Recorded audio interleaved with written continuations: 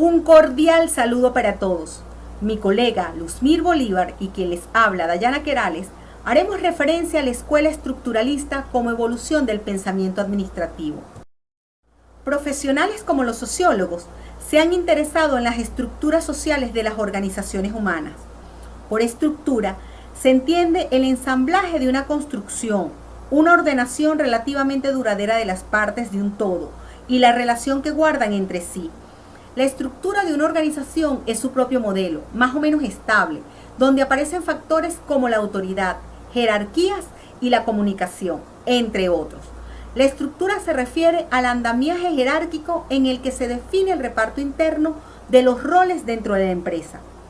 Sociológicamente, la estructura también es definida como una organización de partes de relativa permanencia o persistencia, capaz de actuar como tal de determinada manera y cuyo tipo se define por las clases de acción que ésta puedan emprender, como por ejemplo el Estado, la Iglesia, las empresas, entre otras organizaciones.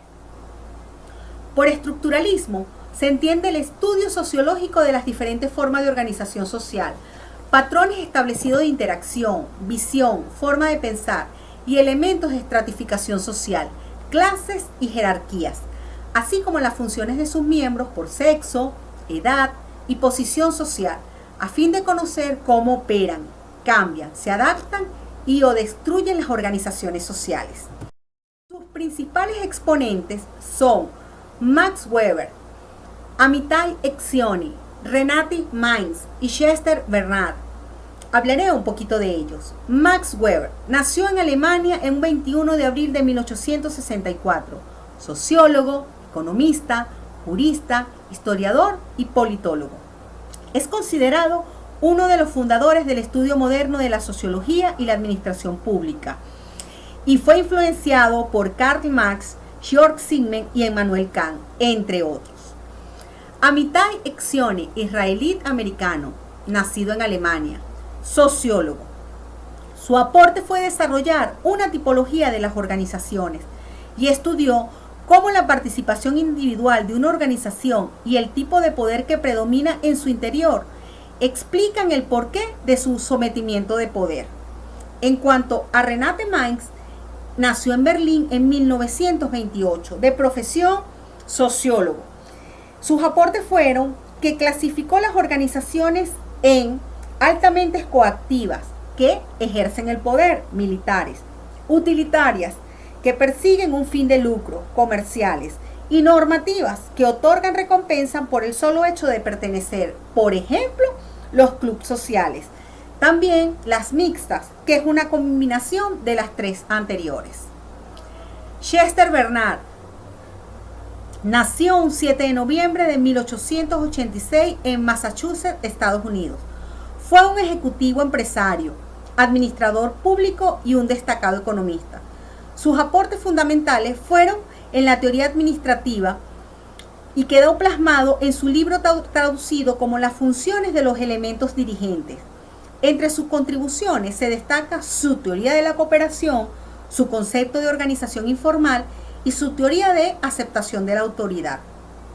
Sus ideas se ubican tanto en la escuela estructuralista y la teoría de las relaciones humanas. Además, sus postulados hicieron parte de la teoría del comportamiento organizacional. Más adelante lo veremos a detalle. En cuanto a una percepción de la definición de las organizaciones, cada uno de estos autores la define de esta forma. Max Weber, como una institución, organización y un reagrupamiento de acuerdo con las orientaciones de acciones comunes de individuos y grupos, empresas, asociaciones voluntarias, religiosas, coercitivas, organizaciones que comparten reglas establecidas racionalmente. Amitai define las organizaciones como unidades sociales deliberadamente construidas o reconstruidas para alcanzar fines específicos, corporaciones, ejércitos, hospitales, iglesias, escuelas, incluso prisiones. Por su parte, Renate Mainz indica que la estructura de la organización consiste en la descripción del papel o rol que desempeña cada miembro de esta. Más adelante vamos a ver conceptos específicos de organización de esta autora. Y Chester Barnard habló o refiere que es como un sistema de actividades o fuerzas conscientemente coordinadas de dos o más personas.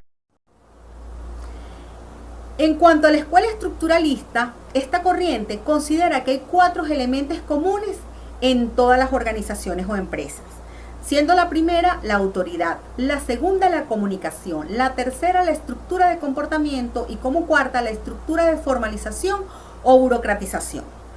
Vamos a definir. La primera, autoridad. No es más que la autoridad, es un elemento común y estable de las organizaciones.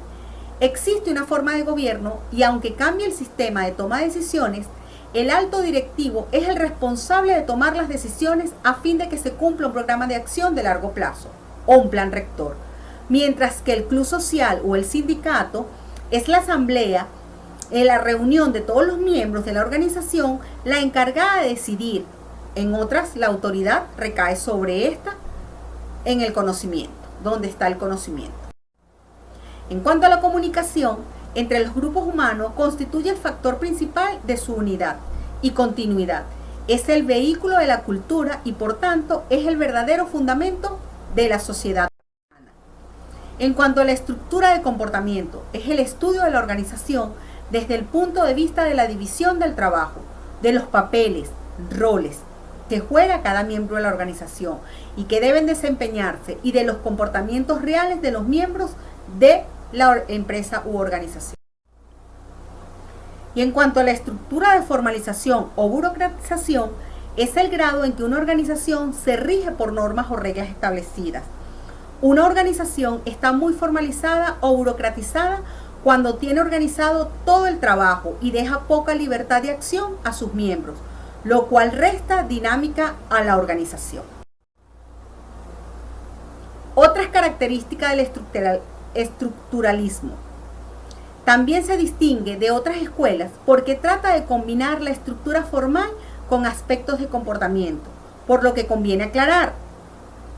Esta corriente es fruto de sociólogos que trataron de combinar la estructura formal con aspectos de comportamiento humano y la conexión de la organización con todo el sistema social, y analiza los conflictos que se generan por la propia estructura y la disfunción y se clasifican para facilitar su manejo.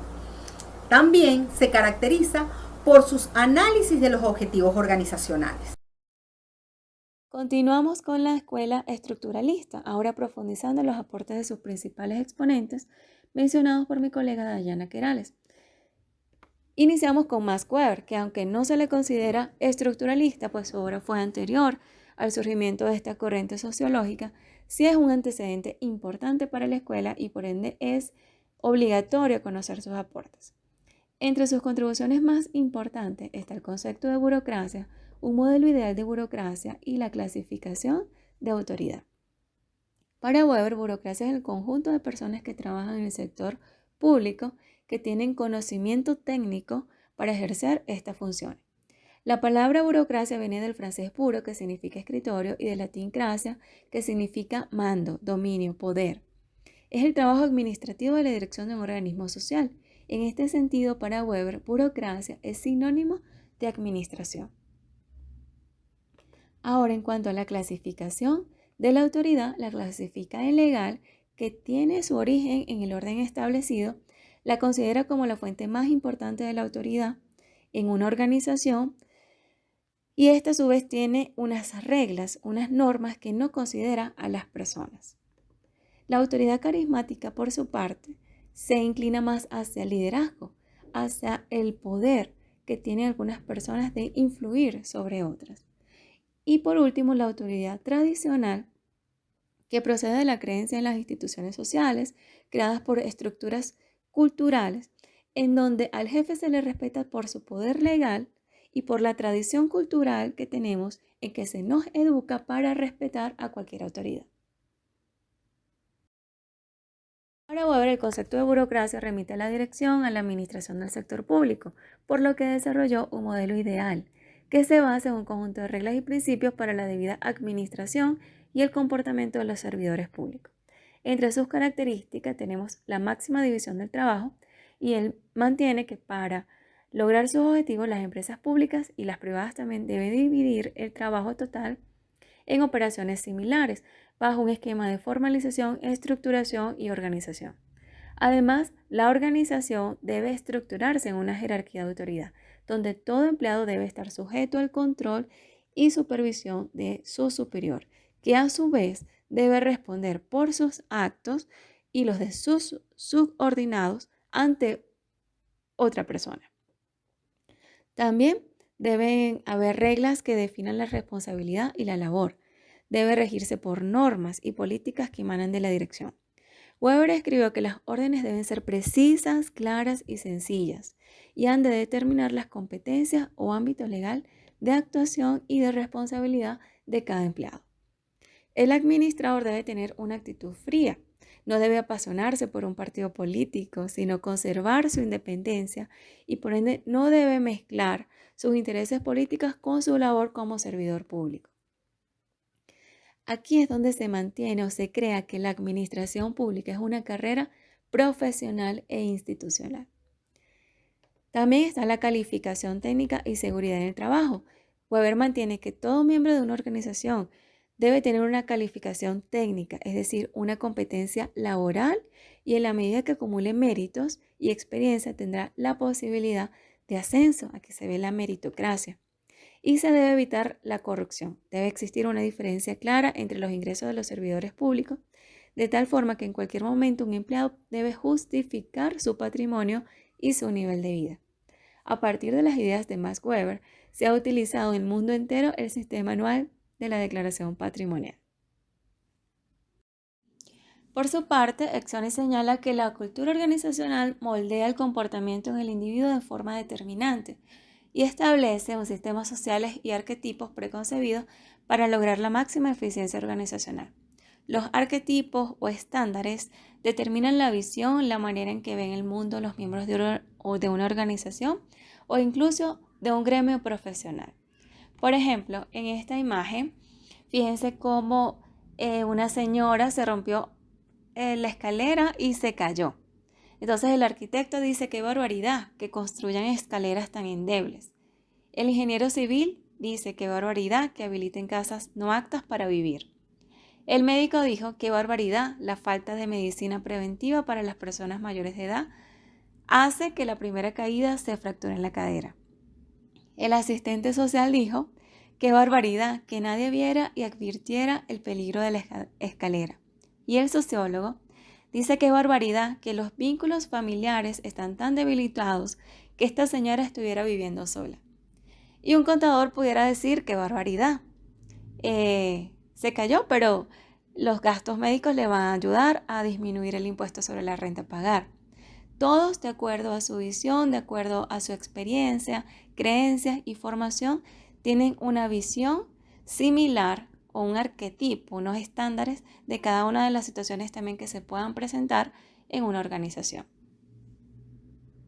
Exoni hace una clasificación de lo que son las organizaciones de acuerdo a su tipo de control. Con control coercitivo, aquella donde se obtienen los resultados con la continua amenaza de sus miembros como una intimidación.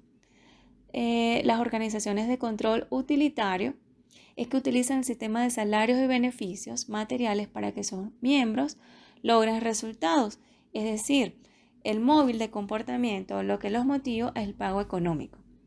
Ahora, las organizaciones con control normativo se basan en un sistema de valores, las creencias que tiene cada una de las personas, que dirige su conducta para entregarse a una causa. Un ejemplo puede ser un misionero religioso que trabaja de forma voluntaria por sus creencias, por sus convicciones de lo que está haciendo es lo correcto y tendrá su recompensa de otro tipo. En relación al comportamiento, Exoni señala 3 tipos, que está el alineado forzoso, que se logra a través de medios coercitivos, el calculador, que trabaja es por las prestaciones o beneficios monetarios, sin compromiso moral con la empresa, y el moral, que es el que se basa en la misión de la empresa, cuyos valores comparten sus miembros sin coerciones y por tanto participan en sus fines. Para May, el término de estructura es muy amplio y se refiere a un modelo de pensamiento característico de un grupo correspondiente a un tipo de organización social, caracterizadas o divididas en tipologías de las organizaciones de acuerdo a su estructura de autoridad.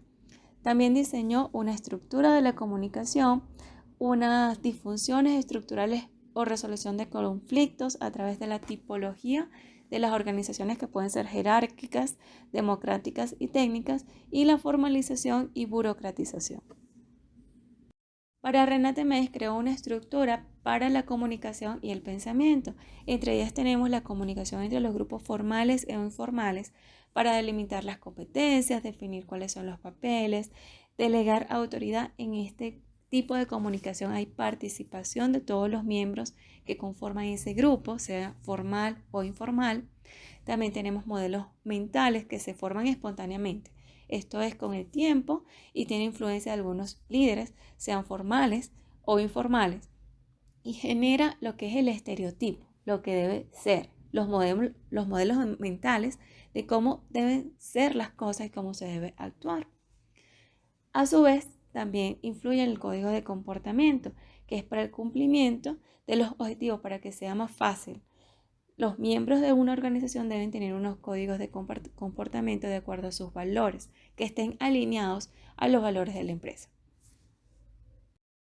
Renate Meis también señala la tipología de las organizaciones de acuerdo a las estructuras de autoridad.